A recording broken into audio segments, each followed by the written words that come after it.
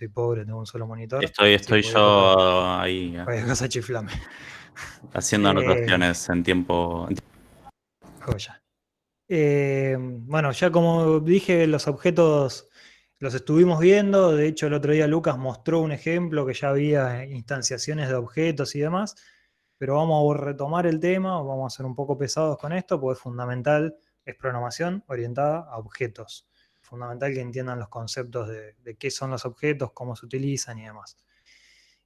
Bueno, básicamente un objeto es una clase instanciada. ¿Qué era la clase? Era el modelo. Era la abstracción lógica de un elemento de la realidad.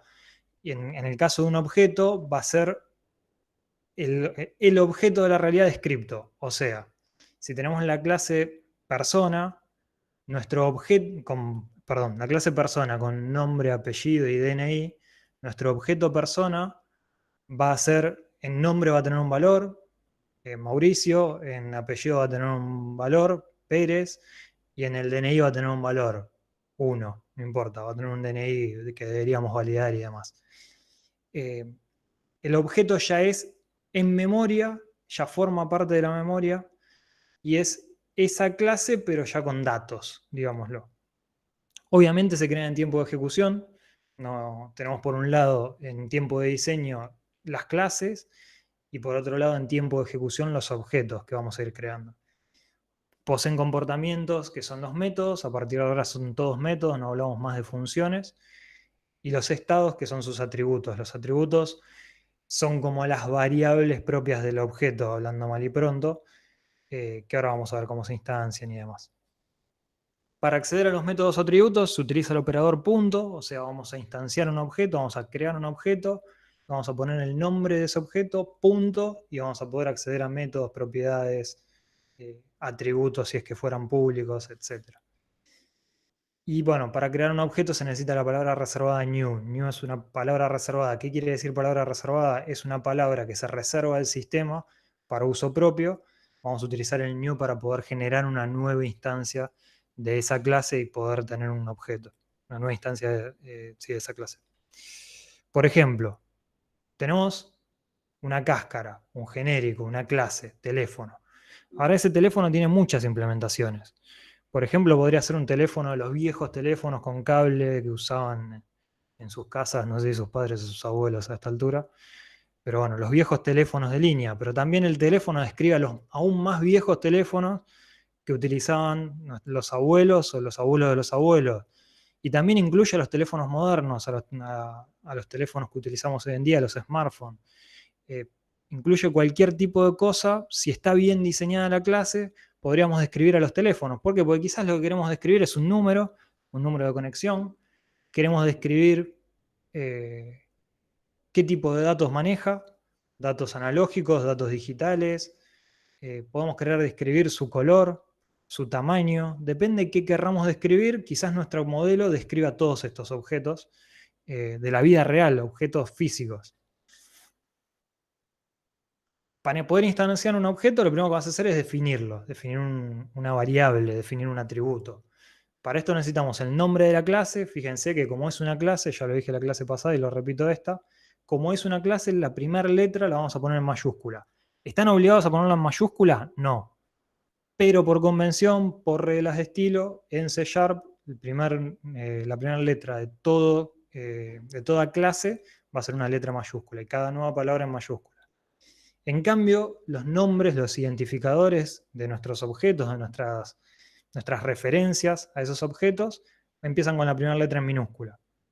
Por eso ahí tenemos nombre clase con sus primeras letras en mayúscula y nombre objeto con la primera N en minúscula y la O en mayúscula.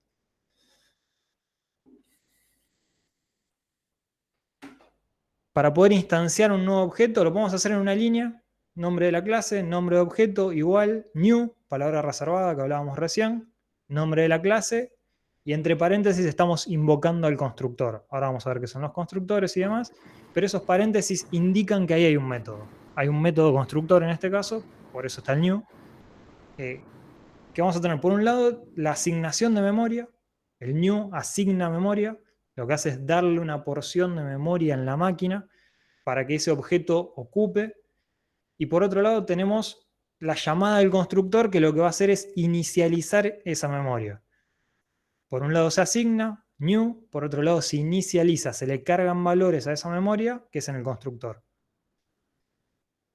Y abajo tenemos otra forma. Podríamos haber hecho la primera declaración, la que vimos en la PPT anterior, que es declarar nombre de la clase, nombre del objeto, punto y coma, y luego hacer en una nueva línea nombre del objeto igual new, nombre de clase, paréntesis, punto y coma.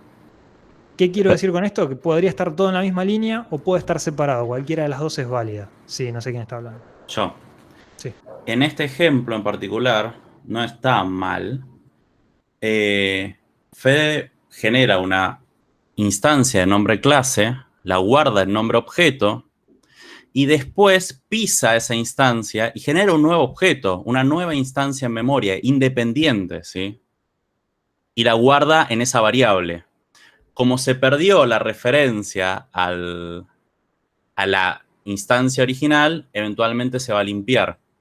Pero fíjense que son dos objetos distintos, ¿sí? El que se generó primero con un new y el que se generó segundo con el otro new. Y quería hacer dos aclaraciones más. Una, en realidad, sobre el nombre de las clases. Los nombres de las clases son sustantivos en singular, ¿sí? Nunca verbos, nunca plural, ¿sí? Porque representan una abstracción de un objeto, ¿sí? Es persona, una persona en general, ¿sí? Y después vas a tener varias instancias de persona.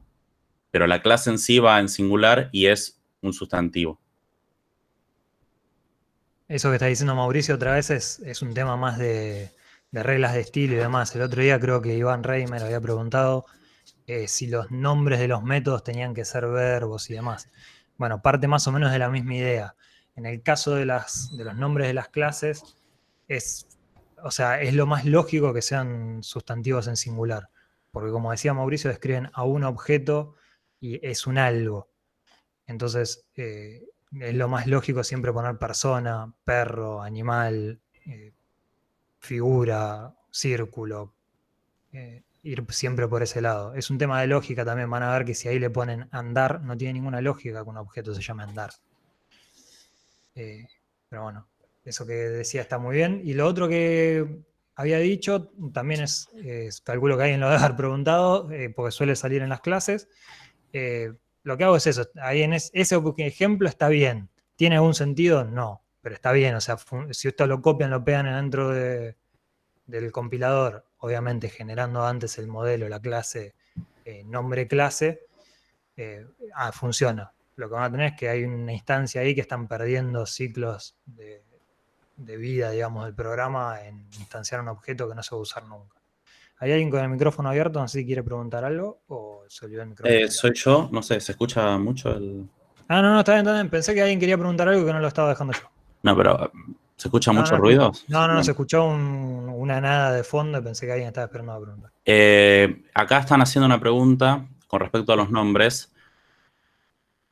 Con respecto a los atributos, ¿sí? O campos de la clase, de nuevo, si guarda un solo valor, ¿sí? En singular, ¿sí? Y un sustantivo, de nuevo, el dato es un sustantivo.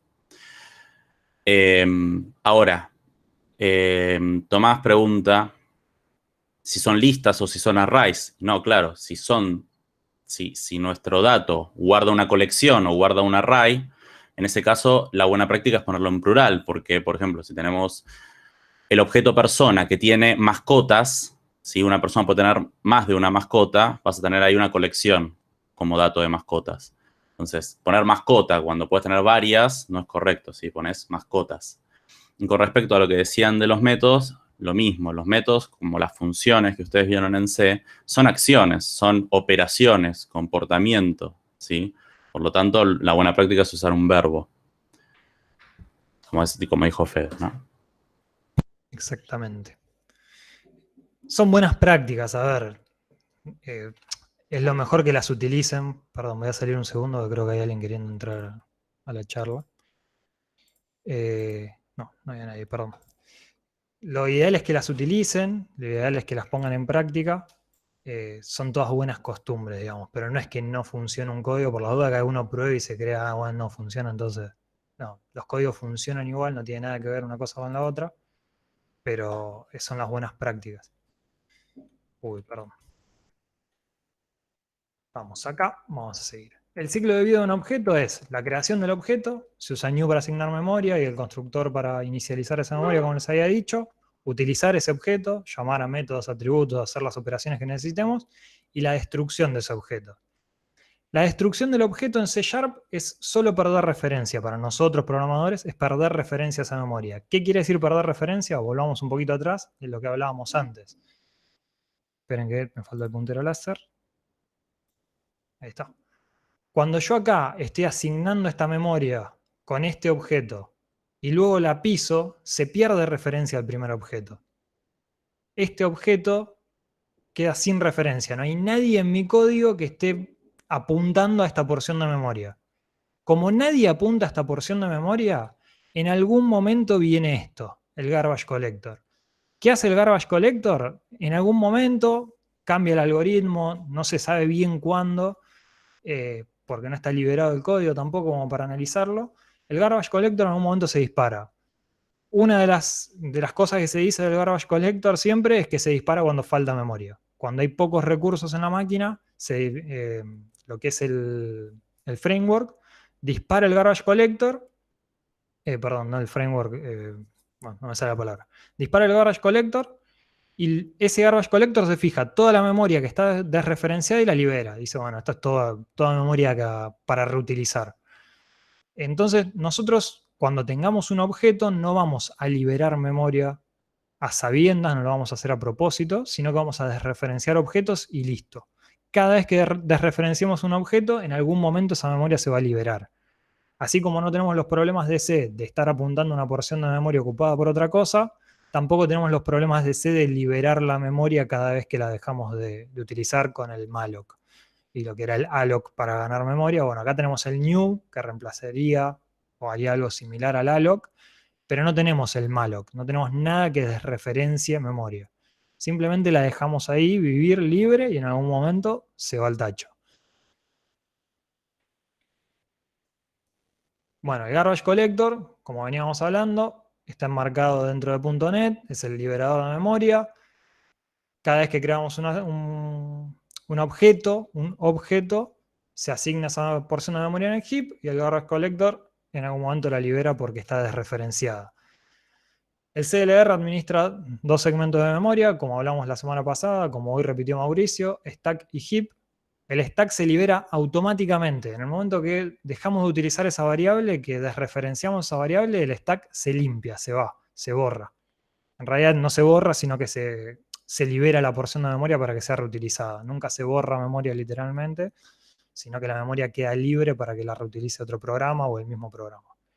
Y el heap, en cambio, es administrado por el garbage collector. El stack tiene los valores, las referencias a lo que es por valor, a todos los int, float, etc. Y el heap tiene la referencia a los que son todos nuestros objetos. Son todos los por referencia. Por ejemplo, tenemos un int, un short, un char y un string. ¿Qué porción de memoria tiene cada uno? Voy a mirarlos. Quiero respuestas. Se me fue uno para adelante. ¿Alguien contesta? Hola. No. ¿Repetís la pregunta?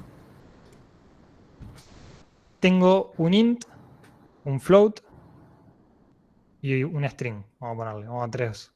¿Qué porción de memoria ocupa cada uno? Recuerden, los tipos valor van a una porción de memoria y los tipos por referencia a otra.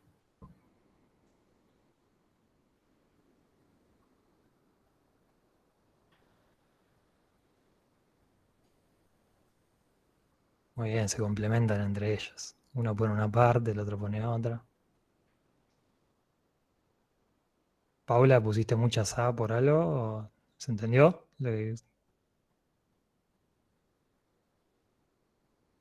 Bueno, vamos a suponer Bueno, que más o sí. menos todos, Fueron más o menos bien, ¿no? sí.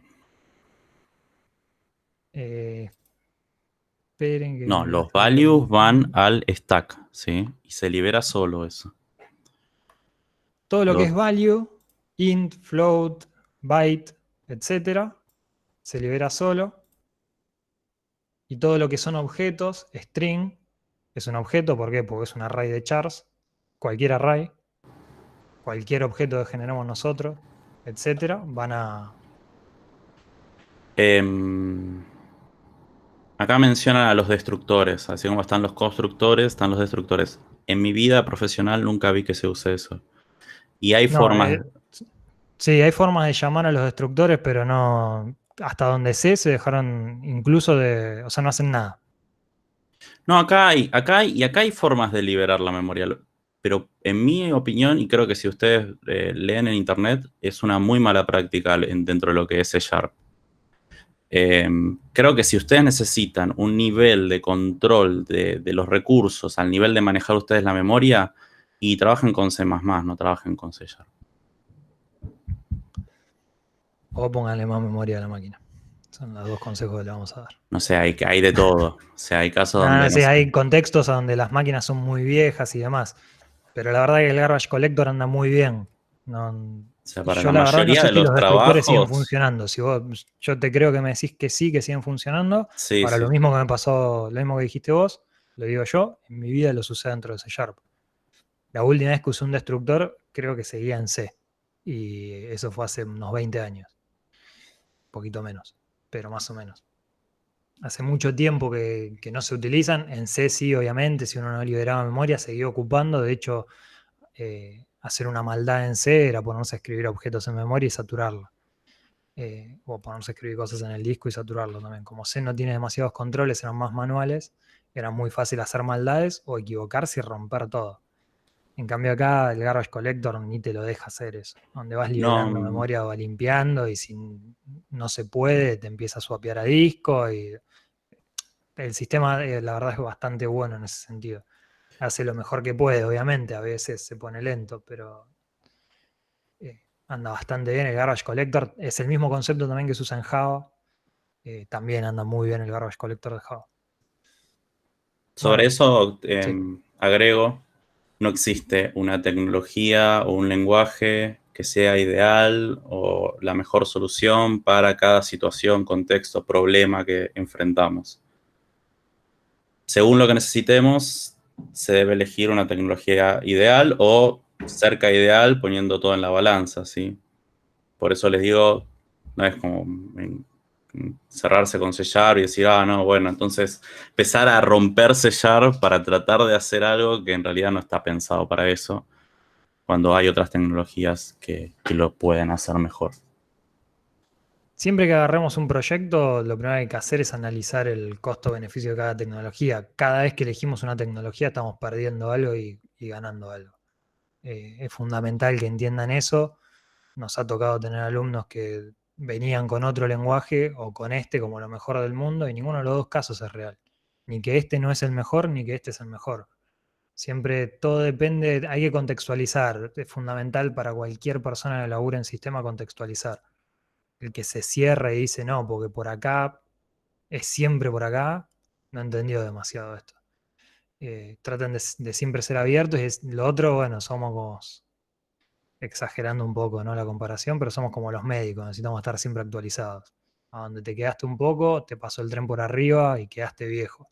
La diferencia es que un médico puede seguir trabajando con eso, con técnicas viejas, algunos médicos mal inclusive, nosotros no. Nosotros nos va a pasar el tren por arriba y no vamos a agarrar un laburo nunca más. Así que hay que vivir actualizado, hay que tratar de seguir qué es lo mejor, de tratar de informarse qué es lo mejor y de elaborar a partir de ahí. No hay recetas que funcionen siempre. Bueno, sí. Acá Iván dice, en objetos no te tenés que preocupar por la memoria. A ver, no te tenés que preocupar por asignar y liberar.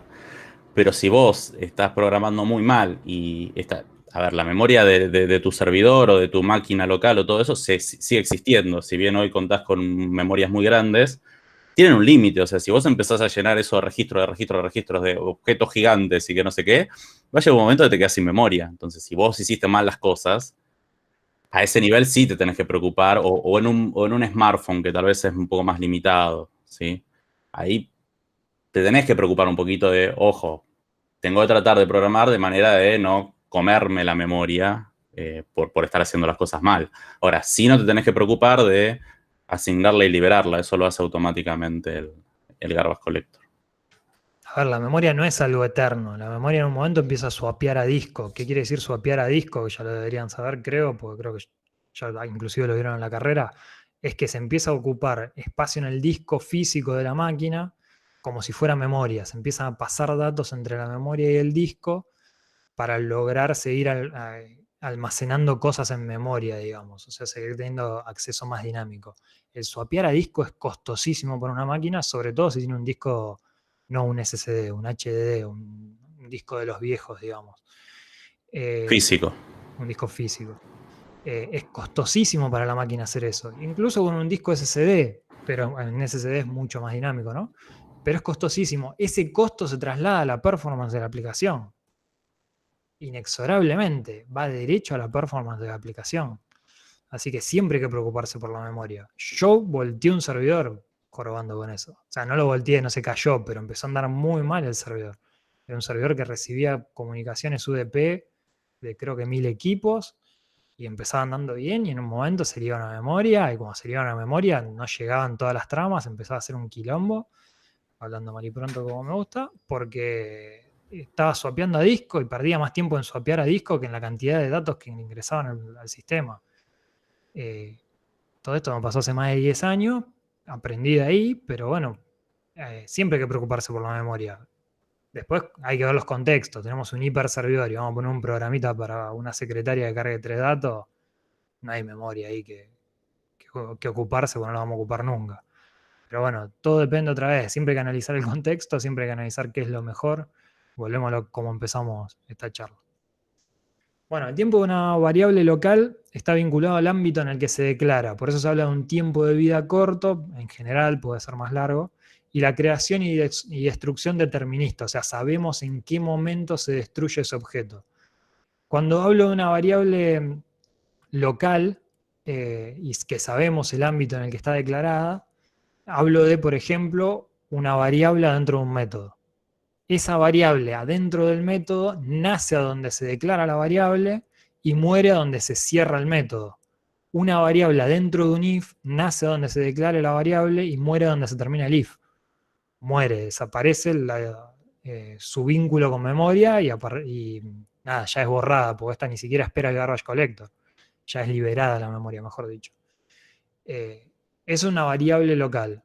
En cambio, en un objeto, ustedes me van a decir, si yo tengo un int adentro de un objeto, entonces ¿cuál es? No, es el objeto. La referencia a memoria es al objeto completo, no a cada atributo dentro de ese objeto.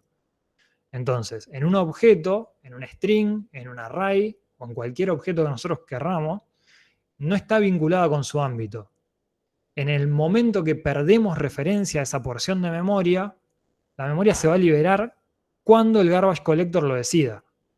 Entonces se habla de un tiempo de vida más largo y una destrucción no determinista. No podemos determinar en qué momento esa memoria es liberada. Es lo mismo que veníamos hablando, con un poco de palabrería y teoría, pero viene por el mismo lado de lo que veníamos hablando. Bueno, eso es lo mismo que dije antes, léanlo. Lean todo lo que yo salteo y demás, léanlo. Pero bueno, decir lo mismo, si no. Los valores locales son variables que se asignan en una, perdón, lo voy a leer porque no me acuerdo qué es esto, en una pila stack y no en un manage heap. Esto significa que si se declara una variable cuyo tipo es uno de los primitivos, int, enumo, bool, no es necesario usarla fuera del ámbito en el que no es posible usarla fuera del ámbito. O sea, en un for declaro en la entrada del for una i, el clásico for que hacemos siempre, pero lo estoy declarando ahí la i. Int i igual a 0. Hago todo lo que quiero hacer adentro del for, una vez que salí del for, esa i no existe más. No tengo forma de recuperar el valor de esa i. Si necesitara fuera del for el valor de la i, voy a tener que hacer int i, punto y coma, for, paréntesis, i igual a 0, etc.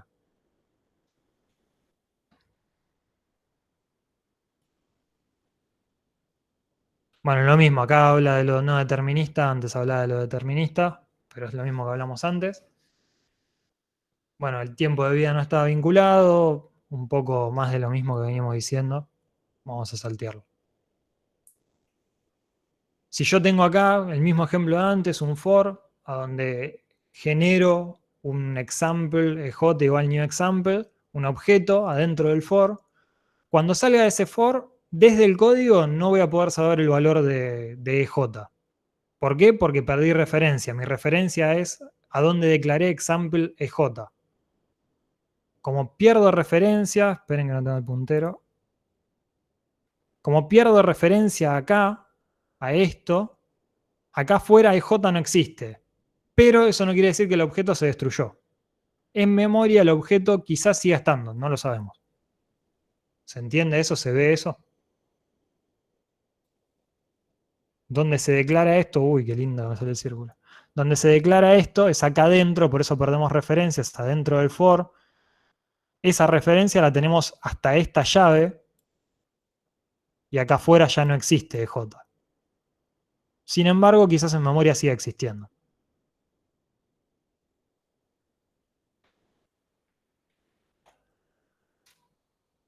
No es posible destruir objetos de forma explícita.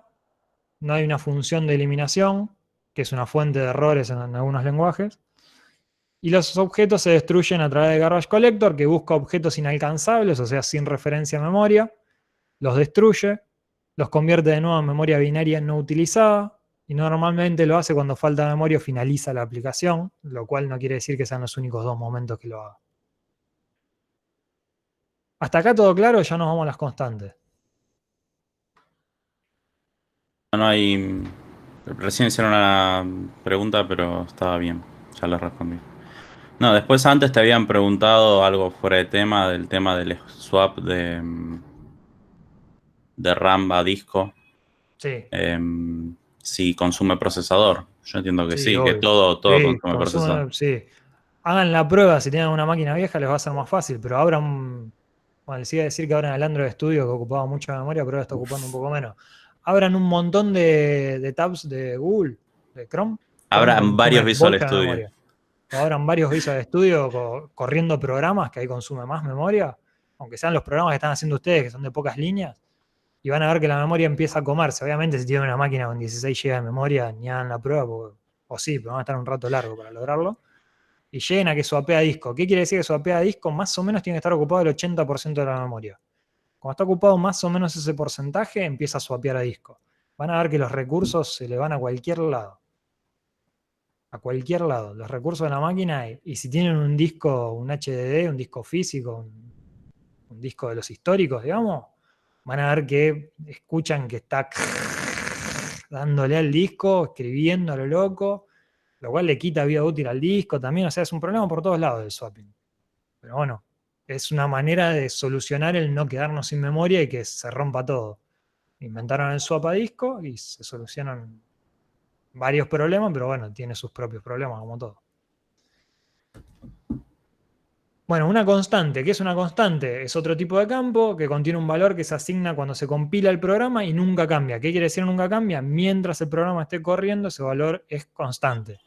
¿Por qué aclaro esto? Porque si ustedes paran el programa, modifican el valor y lo vuelven a correr, obviamente ahí cambia el valor. Siempre es el valor de compilación. Por las dudas lo aclaro.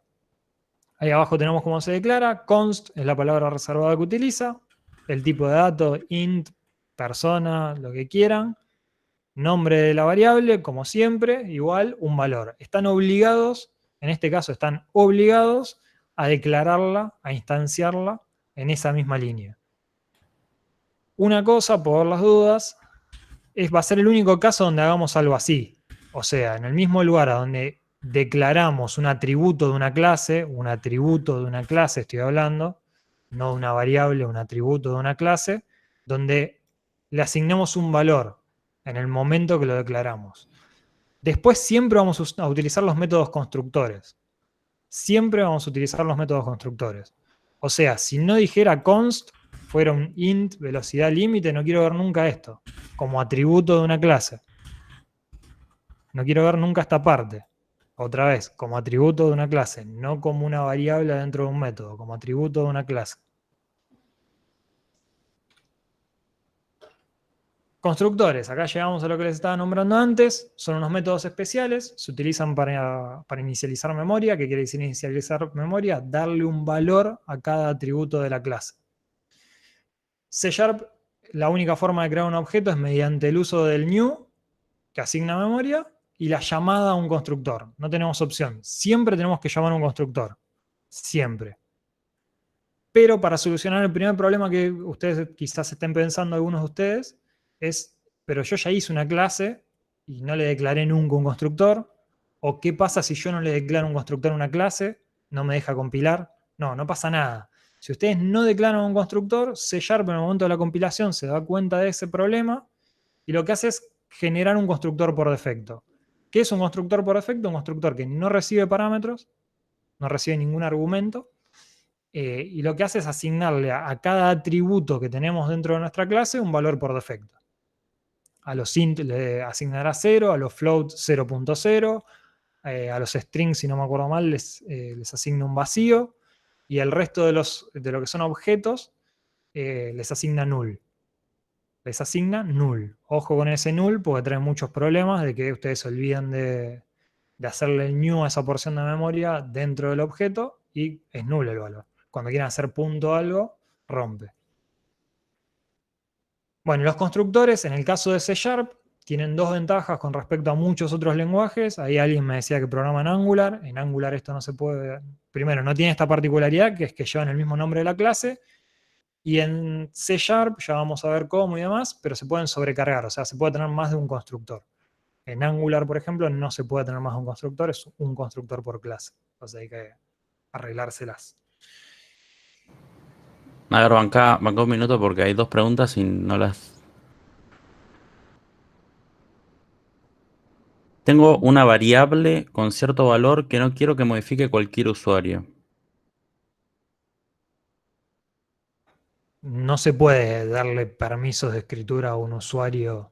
O sea, lo tendrías que hacer por código. Tendrías que tener un login y en ese login decidir quién puede hacer qué, pero no quién puede escribir un atributo de una clase como... Igual creo que like. la pregunta va más a la Sí. visibilidad o a la inmutabilidad o al no poder cambiar el dato de... Yo no sé si te referís a una variable o a un atributo, pues no son lo mismo. Si es un atributo, Sí, mientras que estoy hablando. habla. Si es un Perdón, no, atributo... sí, Sí, dale. mi consulta es, por ejemplo, ¿no? Yo tengo una variable que no es constante. Si es variable, nunca es constante. Y si es Bueno, constante, nunca es variable. exacto. Por las dudas, está bien como concepto refrescarlo. Si es constante, es constante. Y si es variable, variable. ¿Varía o no varía el valor? Ok, mi consulta era, yo creo una constante string que Sí, sea, no sé, ABC. sí. Entonces, yo después dentro de mi código tengo una variable que se va a ir modificando, pero no quiero que la modifique el usuario. Una variable o Entonces, un atributo, pará. Un atributo es de la eh, clase, una variable es de un método. un atributo. Sí. Usuario, ¿quién sería? Entonces, Otro programador que use tu clase. no, el usuario del programa. Si vos no le das un acceso, o sea, vos podrías declarar ese atributo como privado, la visibilidad en la clase 1 la vimos, acepta Sí, sí. privado, protected, public, etcétera. Podrías declararla como private y solo modificarla desde adentro de un método, por ejemplo, o no modificarla nunca, que no tendría demasiado sentido, pero podrías. Ah, ok, listo. Entonces lo Pero ahí uso como con privado y listo. visibilidad, claro, como visibilidad vos podés decidir si la pueden o no tocar directamente. Y después lo otro es que la toquen indirectamente a través de un método, de una propiedad o de alguna otra forma. Ok, bueno, muchas gracias. De nada. Segunda Em, pregunta. sí. Dice, no entiendo lo del constructor, perdón, no entiendo lo del Me gusta esto de constructor. tener secretario, ¿vale? por defecto queda en null y rompe. No, no es que queda en null y rompe. El constructor por defecto, como no lo estás programando vos, lo que hace es inicializar todos los atributos en su valor por defecto. Entonces, si es, por ejemplo, un numérico, inicia en 0. Si es por referencia, inicia en null. ¿Se entiende? ¿Qué pasa? Cuando inicia en null, muchas veces ustedes hacen, no sé, llaman ese atributo y el IntelliSense les va a aparecer todas las propiedades de ese objeto. Sí, de nuevo, tienen el atributo persona y adentro tienen a la mascota de la persona, ¿no? Entonces ustedes ponen mascota.nombre. En tiempo de compilación no les va a decir nada, pero en tiempo de ejecución les va a romper porque ustedes no pueden hacer un punto nombre de null. Ustedes pueden hacer un punto nombre de una instancia de mascota. ¿Sí? Entonces tienen que tener mucho cuidado de que, y para eso están los constructores, de que todos los datos estén inicializados de manera segura y que en el caso de que no hayan sido inicializados o que hayan sido inicializados por defecto, por ejemplo en null, bueno, verificar que no sea null antes de operar, ¿sí? Antes de hacerle un punto y llamar a un atributo o un método de ese objeto. Creo que a eso te referías, ¿no, Fede? Sí, exactamente. Exactamente, pues el tema es ese, que ustedes sean conscientes de que eso está inicializado en null. Un caso típico, y yo ya se los cuento, a ver si cuando llega el momento no pasa, sería lo ideal.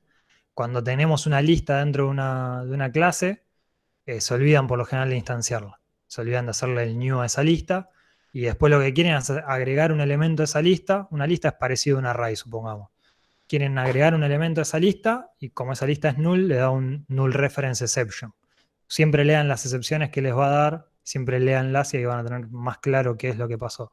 Les suele dar un null reference exception. Null reference exception dice que hay una referencia a null. O sea, una referencia a la nada, al vacío. Y bueno, es un error típico que cometen. A veces también lo cometen en otras porciones del código, pero es muy típico que lo hagan adentro de una clase. Dentro de un objeto, mejor dicho.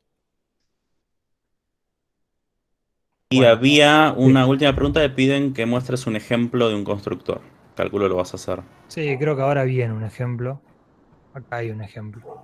Ahí les hablo un poco más y vemos el ejemplo y nos frenamos ahí un toque. Bueno, el new solo adquiere memoria. Esto lo voy a leer. La idea sería que lo lean ustedes, pero una vez se lo voy a leer yo también. Porque necesito, ya es la tercera vez que vamos por este carril y necesitamos que entiendan la diferencia. Lo único que hace new es adquirir memoria binaria sin inicializar, mientras que el solo propósito de un constructor de instancia es inicializar memoria y convertirla en un objeto que se puede utilizar. En particular, new no participa de ninguna manera de la inicialización de la memoria, y los constructores de instancia no realizan ninguna función en la adquisición de esa memoria. Aunque el new y los constructores de instancia realizan tareas independientes, un programador no puede emplearlos por separado. No se pueden emplear por separado. De esta forma, C# contribuye a garantizar que la memoria está siempre configurada con un valor válido antes de que sea leída. Bueno, esto es a lo que se refiere el concepto de asignación definida. Esto es un problema que recuerdan que tenían en C. Ustedes declaraban algo y ese algo tenía basura. Bueno, para evitar ese problema, C# funciona de esta manera. No es el único lenguaje, no es que C# inventó esta manera. Así funcionan los lenguajes orientados a objeto en su mayoría o en su totalidad. La verdad no conozco ninguno que no funcione así. La idea es siempre inicializar esa memoria antes de utilizarla.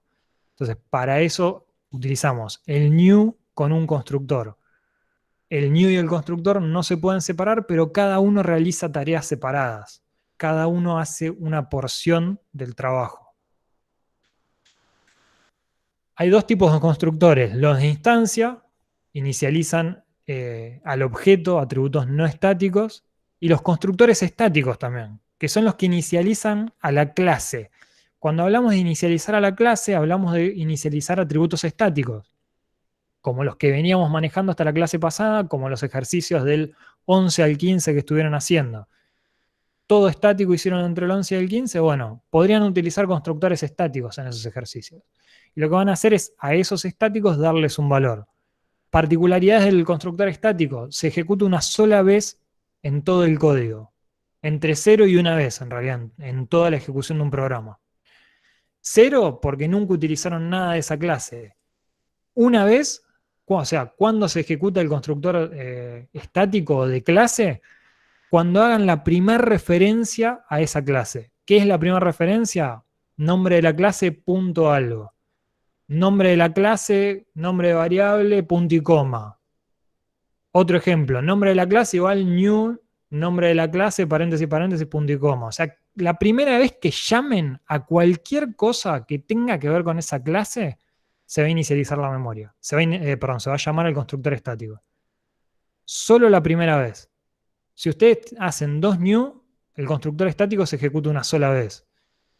Si ustedes hacen cualquier cosa con esa clase, el constructor estático se ejecuta una sola vez. En cambio, el constructor de instancia se va a ejecutar por la misma cantidad de veces que instancias tengan. Por cada nueva instancia se va a ejecutar el constructor de instancia. Constructor de instancia. Perdón, se me fue.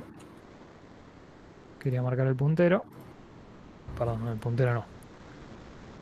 Quería marcar la pluma. Constructor de instancia inicializa los atributos de la clase. Constructor estático inicializa los atributos estáticos de la clase.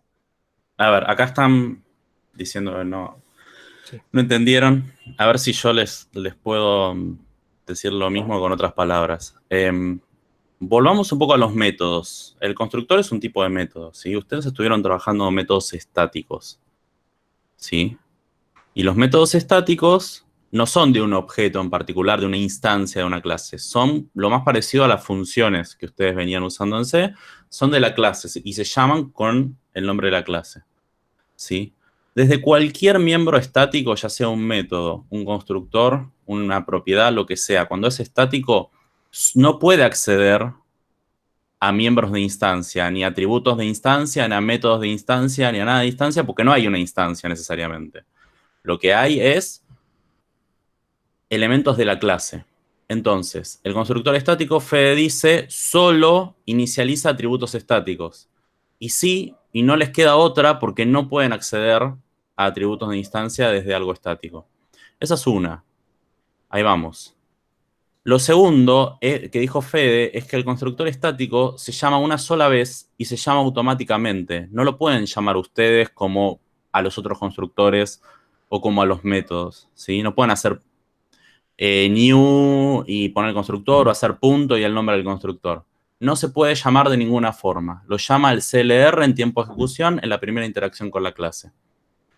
Entonces, de esto se desprenden algo vital, o lo primero que debería desprenderse es que además que es automático por única vez, como dice Martín, no recibe parámetros, porque no se le puede pasar nada, ¿sí? No lo llamamos nosotros, ¿sí? Y otra cosa van a ver es que no tiene modificador de visibilidad, porque de nuevo, no lo puede llamar nadie, se llama automáticamente, lo llama el CLR, entonces no tiene sentido que lo hagamos private o público o protected, porque no es algo que vamos a invocar nosotros. ¿Sí? Entonces, constructor de estático inicializa atributos estáticos, los valores de los atributos estáticos no lo van a llamar ustedes, se llama automáticamente y una sola vez, por lo tanto, no tiene modificador de visibilidad, por lo tanto, no tiene parámetros de entrada, ¿sí? No le pueden pasar valores porque no lo pueden invocar, ¿sí? ¿Cuál es la diferencia en la sintaxis? Como los métodos estáticos, le van a poner static adelante, ¿sí? El resto es todo igual. ¿Se entiende? Los constructores estáticos. Si alguien no entiende, acá Iván me dice que sí. Esteban. No entiendo para qué sirven. Sirven para inicializar atributos estáticos, ¿sí? Por ejemplo, hoy alguien me preguntaba sobre las clases estáticas. Hay clases que se declaran con el atributo static y que adentro solo pueden tener miembros o elementos estáticos. Ustedes no pueden declarar ni atributos, ni constructores, ni métodos, ni propiedades que no sean estáticas. En ese caso, el único constructor que van a tener es uno solo, que es el estático, ¿sí? Y hay clases de instancia, o sea, que no son estáticas, a las que le podemos declarar un constructor estático que se va a ejecutar una sola vez y le va a dar un valor por defecto a los atributos estáticos. Sobre esto les hago una pregunta, ¿sí? Acá, por ejemplo, Iván pone math.py, ¿sí? Que es una constante o una variable estática de la clase math. Pero es estática, porque la llamamos con math.py, ¿sí? O pi, el número pi. En este caso, ¿sí? A ver, ¿qué pasaría si yo trabajo con un método de la clase? El número pi es el mismo acá en todo nuestro sistema y en todo el planeta, ¿sí? No tiene sentido que cada instancia tenga un número pi distinto. O sea, es para todos el mismo. Es de la clase, ¿sí? Por lo tanto, se le da valor una sola vez y ese valor quedó ahí, ¿sí? Si se necesita modificar porque, no sé, hay una revolución científica y el número pi deja de ser el que conocemos, si se modifica para para la clase math, ¿sí? Por lo tanto, no importa si lo accedemos desde un objeto, desde afuera, desde donde lo accedamos, va a ser para todos igual. ¿Sí? Todo lo que es estático no requiere de una instancia, no requiere de generar un objeto con new, ¿sí? Es de la clase. A veces vamos a tener... Ahí vamos. A veces vamos a tener clases que tengan un constructor de instancias, es decir, que se puedan generar objetos a través de esa clase, pero que haya atributos o métodos, ¿sí? Que sean de la clase, ¿sí? Que no sean de los objetos en particular. Por lo tanto, para todos los objetos va a ser el mismo dato, ¿sí? Es un dato de la clase. Para todos los... no vamos a necesitar generar una instancia para acceder al método, pero ese método va a operar con ese dato del atributo estático. Entonces, para inicializar esto, si nunca instanciamos un objeto, ¿cómo hacemos? No podemos llamar al constructor de instancia. Se va a tener un constructor estático que le va a dar un valor inicial para que podamos operar con ese dato, ¿sí? Que se va a llamar la primera interacción con la clase. No se pueden sobrecargar porque, me estoy adelantando, pero acá pregunto si se puede sobrecargar. Si no le podemos dar parámetros de entrada, ¿podemos sobrecargar? No. La única forma de sobrecargar es cambiar número, orden o tipo de los parámetros de entrada. Entonces, no se puede sobrecargar. Solo va a haber un constructor estático. ¿No tendría argumentos? No. El constructor estático no. El de instancia sí. El estático no, porque como les digo, no lo llamamos, por lo tanto no le podemos pasar ningún dato. Y algo que nos pide mucho es que mostremos algo en el IDE, porque es difícil seguirlo. Y hay varios que están confundidos. ¿Sí? Ahora vamos a mostrar algo igual. Pero...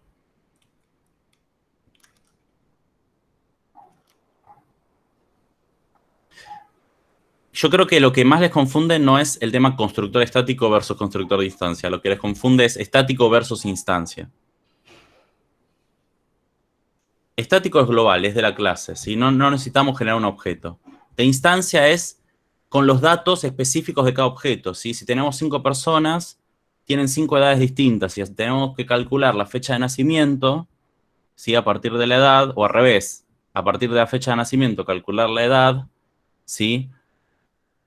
Y llamamos al método calcular edad, en los 5 objetos va a dar un resultado distinto porque depende de los valores de la instancia. ¿Sí? Es un método de instancia y la fecha de nacimiento se va a inicializar con un constructor de instancia independientemente para cada objeto. Ahora, si tenemos un atributo IVA, ¿sí? O porcentaje de IVA, el IVA es el mismo para todos, entonces... no tiene mucho sentido que para cada objeto inicialicemos un IVA distinto o carguemos una variable, un atributo IVA. Tiene más sentido que sea estático, ¿sí? Que sea algo de la clase impuesto, ¿sí? Por ejemplo. O de la clase factura. Es un valor único y lo vamos a inicializar una sola vez con un valor constante que es 21, ¿sí? O 0,21. ¿Qué diferencia hay entre un atributo estático de una constante? Bueno, las constantes no las pueden cambiar, los atributos estáticos sí. Pero tengan en cuenta, ambos se comportan muy parecido La diferencia de la constante no le pueden cambiar el valor porque es constante y el atributo estático sí puede cambiar el valor, pero ese valor va a cambiar para todos los objetos del sistema, para todos los que accedan a esa clase, ¿sí? Porque es de la clase. Si se cambia para todos, ¿sí? No es un dato específico de un objeto, de una instancia, es de la clase. Eso es lo que tienen que tener en cuenta. Igual sigan preguntando, porque es un tema que les cuesta en general. Ahora vemos igual el IDE, vemos un poquito de lo mismo, pero bueno, queda solo constructores, así que si les parece termino constructores, freno el video y armo un video nuevo, mostramos desde el IDE y vamos preguntando desde ahí. O hacemos algo nuevo, primero les voy a mostrar algo ya hecho y si no hacemos algo nuevo de cero.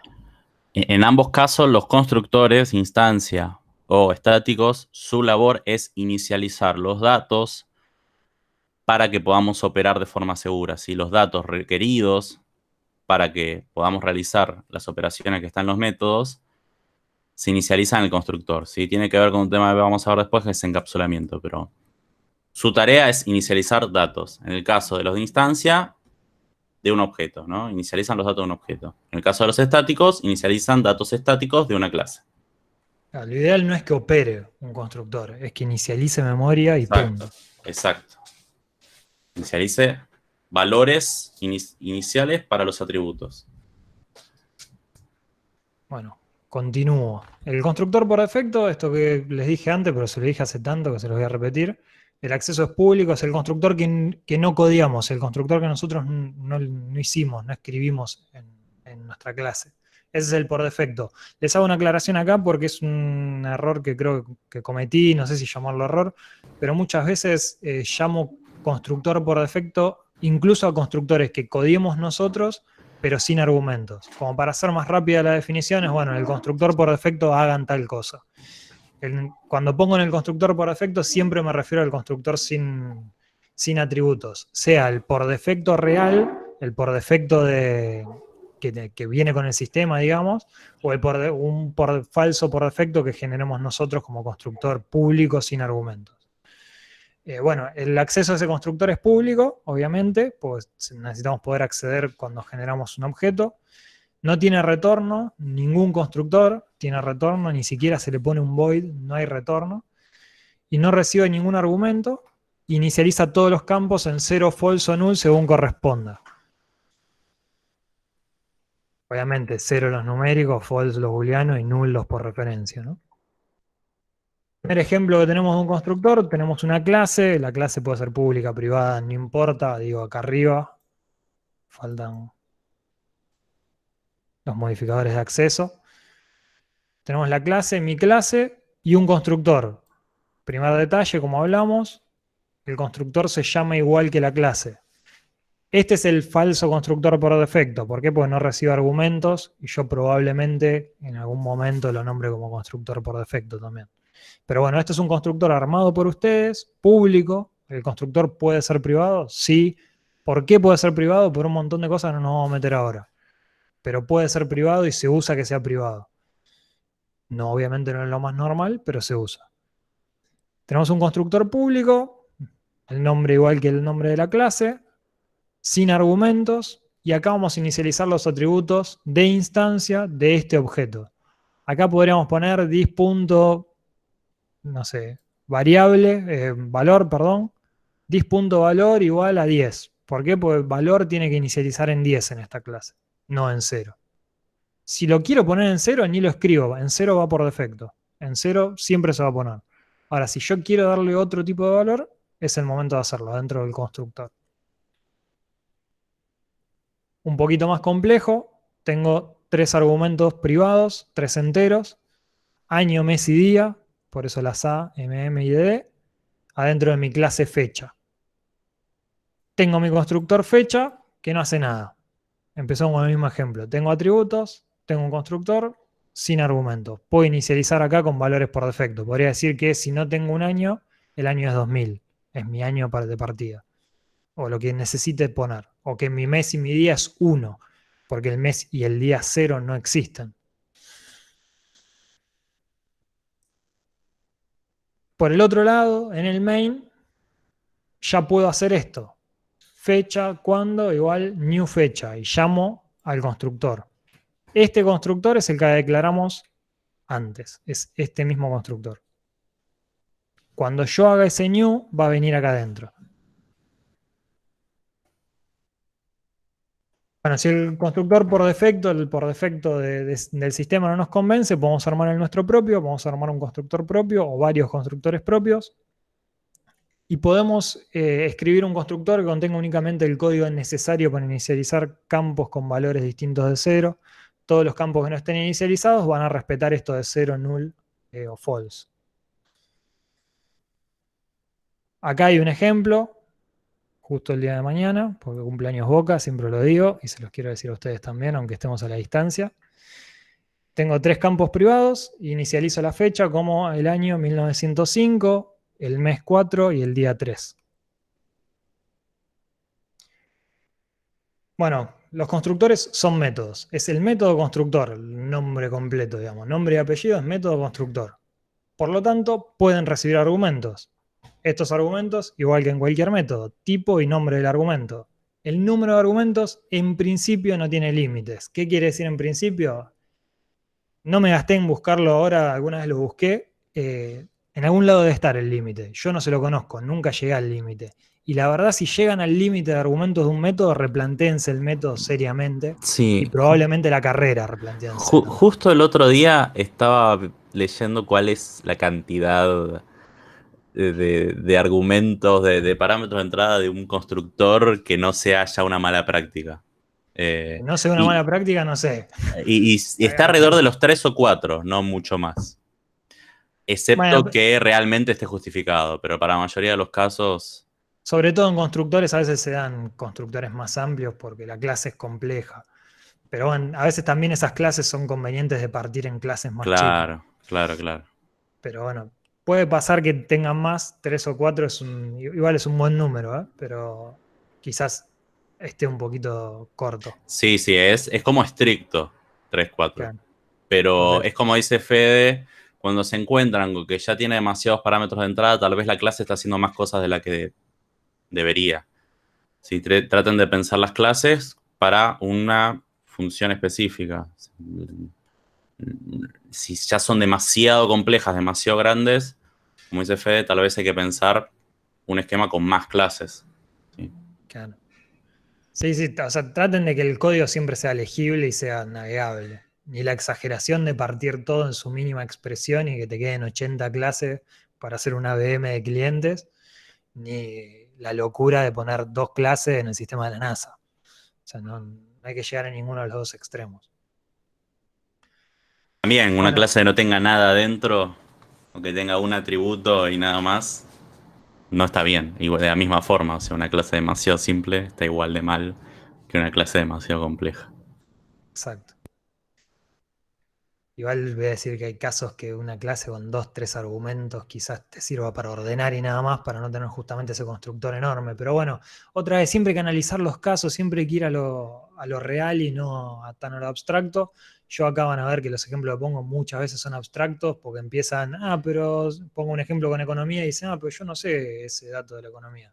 No me interesa que sepan el dato, me interesa que sigan las clases. Entonces a veces me voy más para lo abstracto, pero la realidad es que todo tiene más lógica sobre lo real. También me pasó una vez que hice un parcial con un tema económico y me tocó un pibe que era contador y el pibe me quería matar y decía, así no se calcula esto. Y yo decía, no importa, haz lo que te pido y resolver el examen.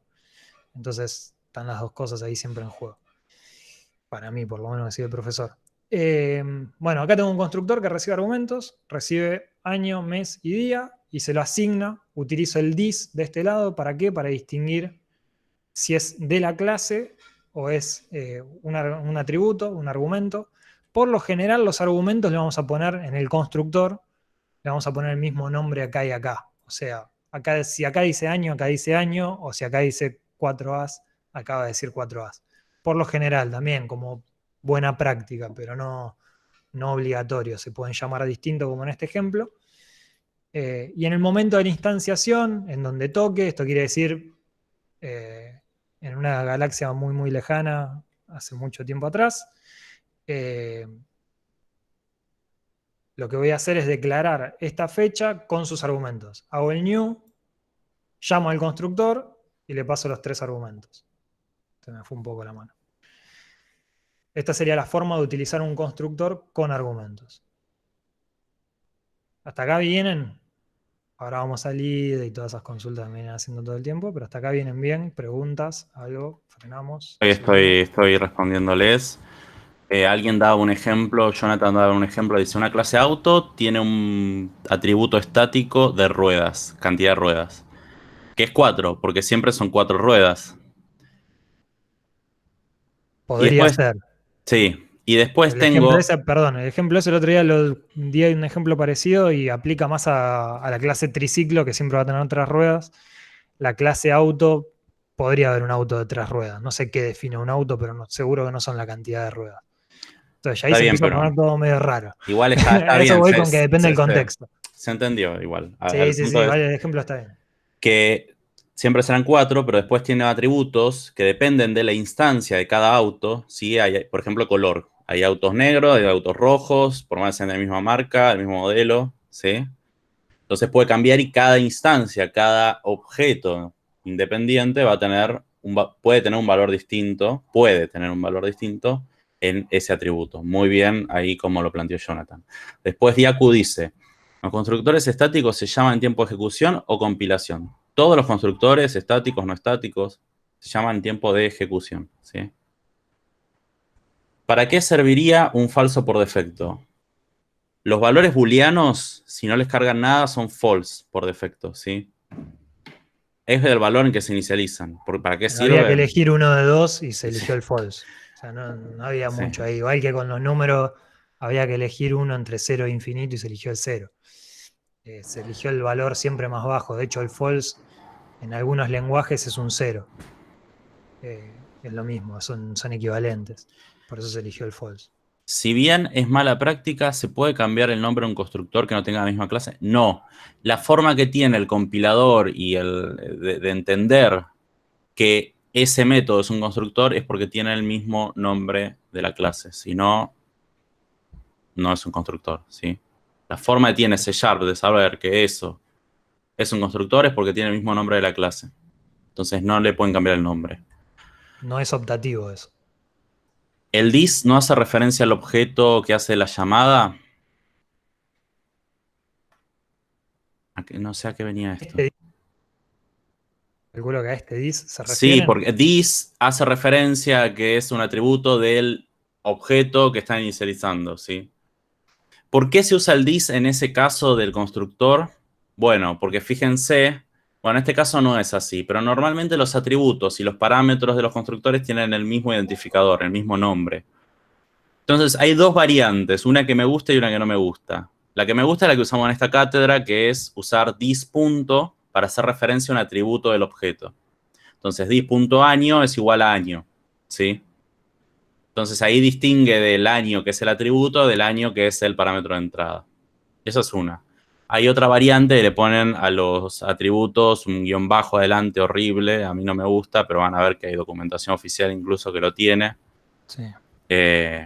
Nada, una regla de estilo vieja esa. Para mí es algo viejo que se perpetuó, que viene de otros lenguajes, no sé. Cuando yo ponga dis en memoria estoy haciendo, o sea, supongamos que esta es la clase, perdón, me cuesta mucho escribir, escribo peor que cuando tenía un año. Un año creo que no escribía, pero 2, 3 años cuando empecé a escribir, escribo peor acá que ahí. Imaginemos que este es este objeto.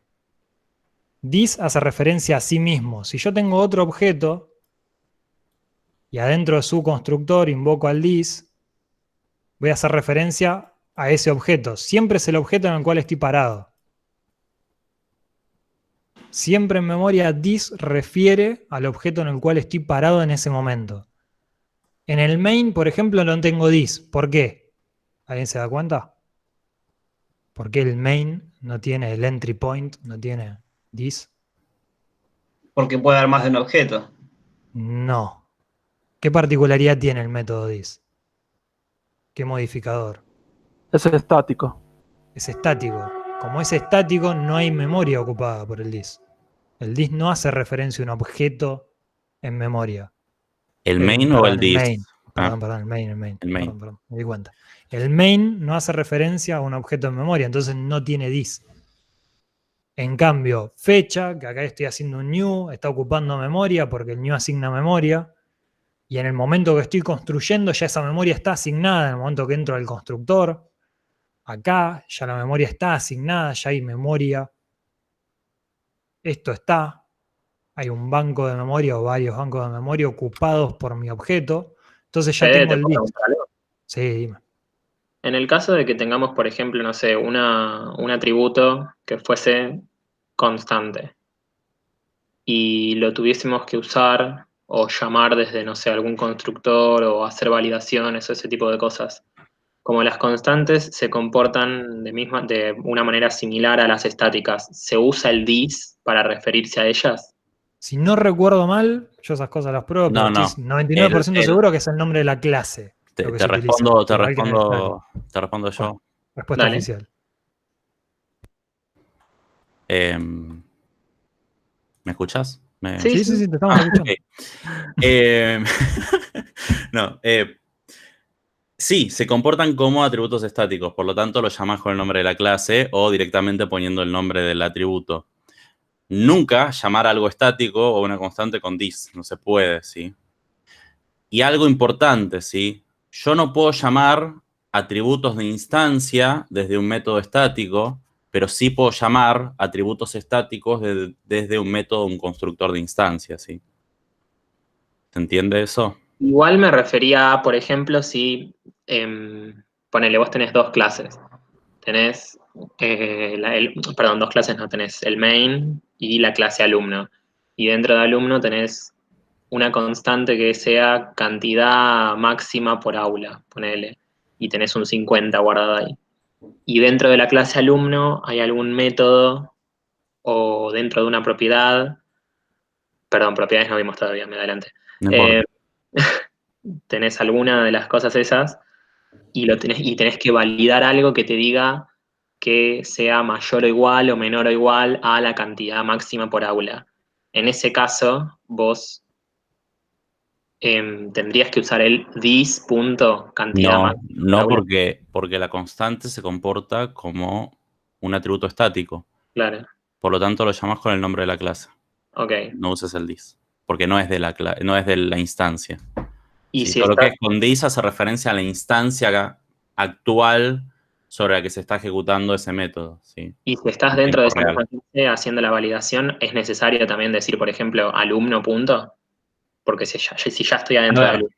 acá en la cátedra se pide que usen this y que se pide que usen el nombre de la clase para ver que ustedes estén diferenciando lo estático de lo no estático. En la Claro. vida real, no. En la vida real, y yo ya te digo, yo solo usaría el this en el constructor por ese tema que les mencioné y en algún otro lugar, pero no en todos lados.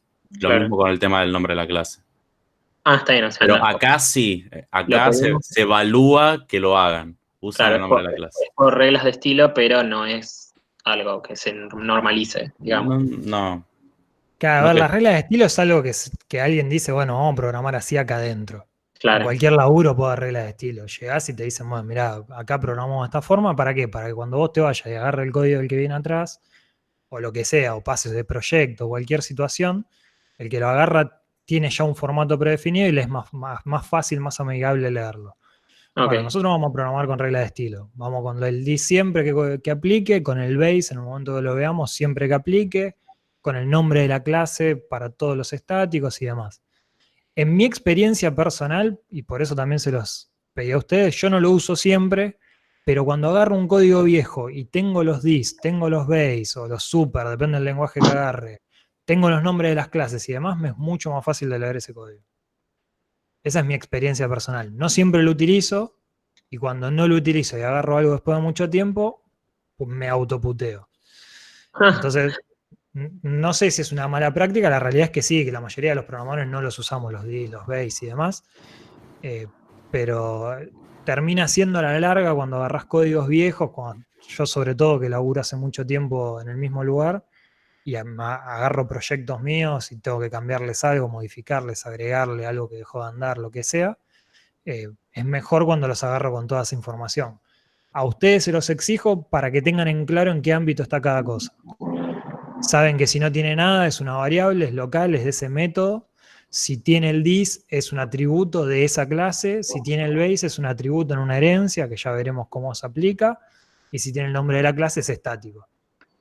Entonces, diferencian al toque las variables, creo que les ahorra tiempo en esta etapa de aprendizaje, sobre todo en los exámenes. Entonces yo se los exijo por eso, creo que los ordena bastante. Después en la vida real se utiliza o no, ya muy a gusto de cada uno. Ok, O a gusto gracias. del jefe, ¿no? Bueno, si hubiera un estático, que ya que lo estaban preguntando, traté de escribirlo con mi mano torpe, y fecha, punto, nombre del estático, el que sea el nombre, igual el valor. Lo podrían hacer adentro de este constructor, o lo podrían hacer adentro de un constructor estático, o lo podrían hacer adentro de cualquier método, estático o no estático.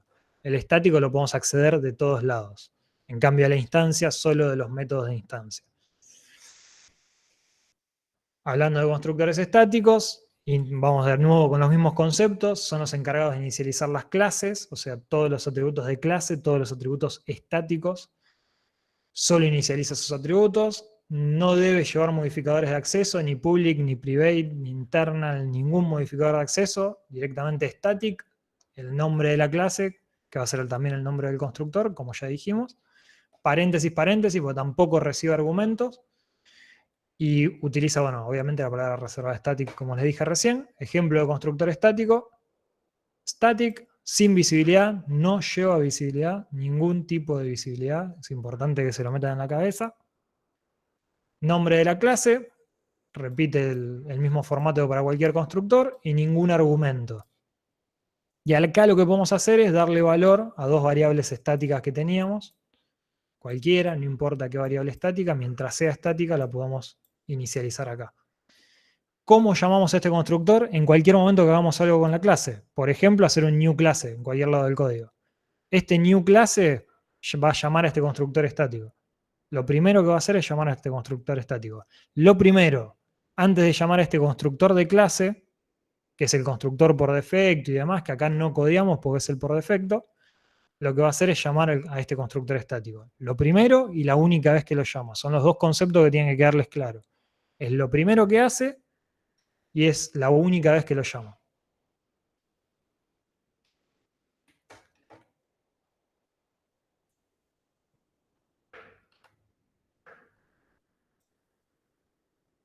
Están poniendo su POM por acá, ¿qué pasa?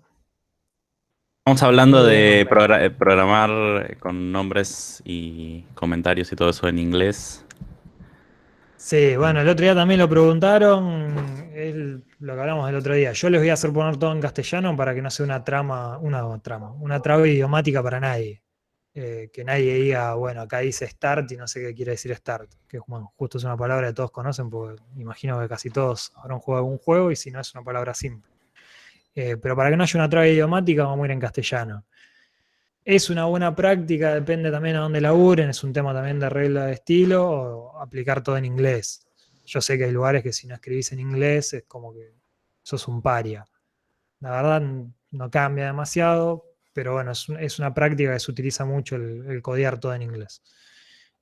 A mi gusto no cambia demasiado, pero... Depende, a ver si... Yo me lo planteo mucho.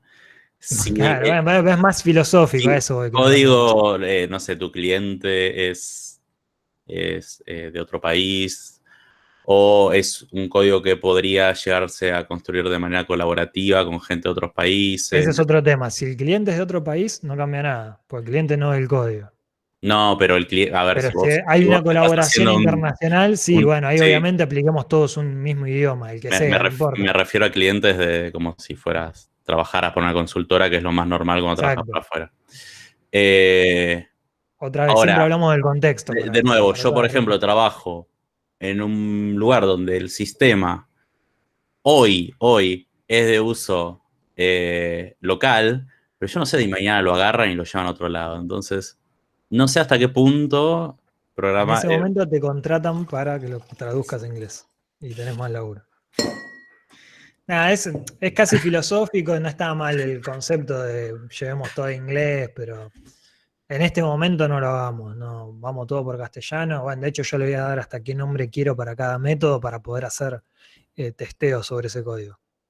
Así que no. En la cabeza de Fede era una pregunta retórica, Mauricio. Con razón te reías.